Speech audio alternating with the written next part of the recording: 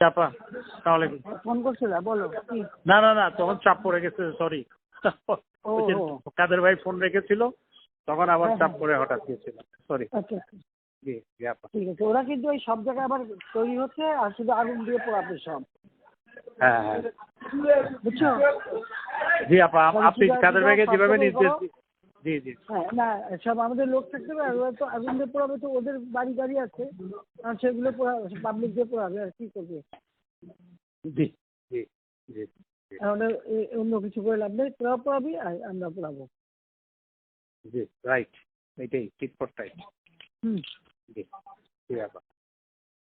আমরা এখন ওই কাদের ভাই আছে, কাদের ভাই দিব জাস্ট একটা গায়েবানা জানাজা পরে আমরা চলে আসবো, যেহেতু প্রোগ্রাম দিয়ে দেওয়া হয়েছে, সেই জন্য জাস্ট একটা গায়েবানা জানাজা পরে আমরা 10 মিনিটের মধ্যেই চলে আসবো ওখান থেকে, যার যার গন্তব্যে মহল্লায় চলে না, যাবে, যার যার এলাকায়, যার যার এলাকায় চলে যাবে, রাইট। হ্যাঁ সেই বিভিন্ন এলাকায় লোক লোক ঠিক করা এবং তৈরি করা, হ্যাঁ সব নেতার কমিটির ওভাবে ব্যবস্থা করা। জি। কাদের ভাইকে আমি একটু দিচ্ছি, আপনি হুম। প্রত্যেকটা এমপিকে ডাকো, খবর দাও, প্রত্যেক এলাকার জি। যার যার পরিষদ দিতে হবে।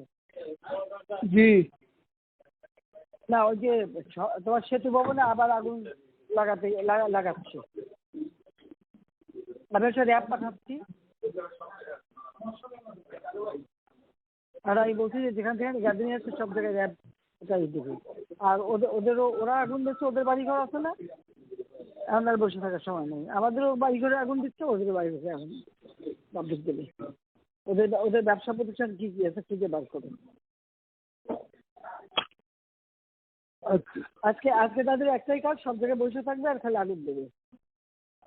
কিছু আগুনের ব্যবস্থা আমাদের রাখা দরকার, ওদের আর সেটাই পুলিশ কমিশনার সে কথাই বলবে। হুম। জি, তো আমাদের তো ঠেকাইতে হবে। হ্যাঁ, না, আমরা মাঠে না থাকলে পুলিশ ওরা পারবে না। আর এমনি র্যাবকে বলে দিচ্ছে হেলিকপ্টার দিয়ে ওখানে ই করবে। আর বিজিবি বলছে যেতে, বিজিবি একবার আগুন দিচ্ছে, পোড়াইছে, আবার আগুন দিচ্ছে,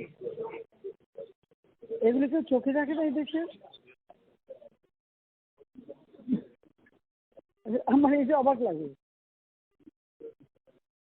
না, ওই তো পদ্মা সেতু করছে, তো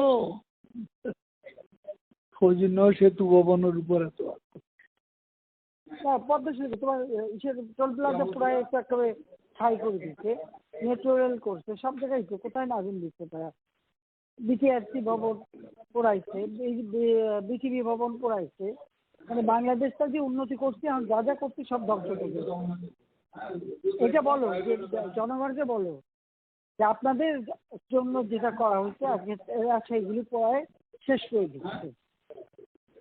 আর আমাদের সাথে কথা হয় একরকম, তারা চলে যেয়ে করে আর একরকম। আলোচনা করে তো এর ভিতরে করে নেতাও নাই, কেউ নেই।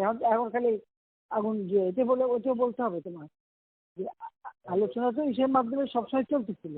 ওরা যারা আসে কথা যা দেয়, যাই আবার সেটা করতে পারে উল্টো করে।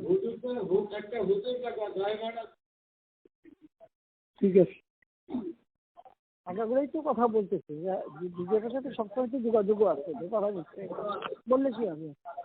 ওরা তো এদের আসলে কোনো ইয়ে নাই, ওরা কথা থাকে না।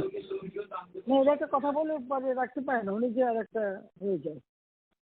এদের পরামর্শদাতা ফরাদ মাজার, তারপরে যে তোমার আসিফ নজরুল,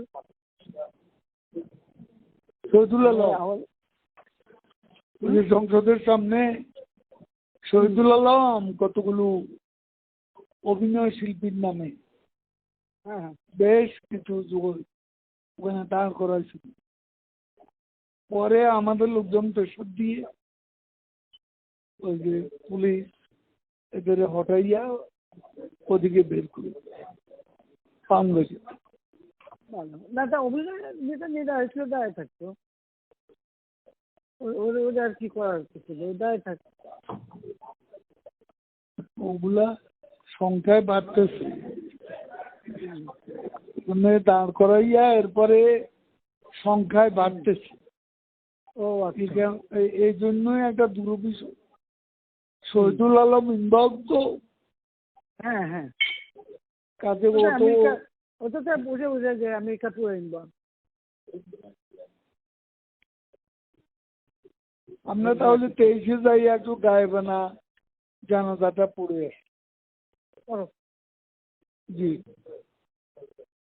জি, আসসালাম।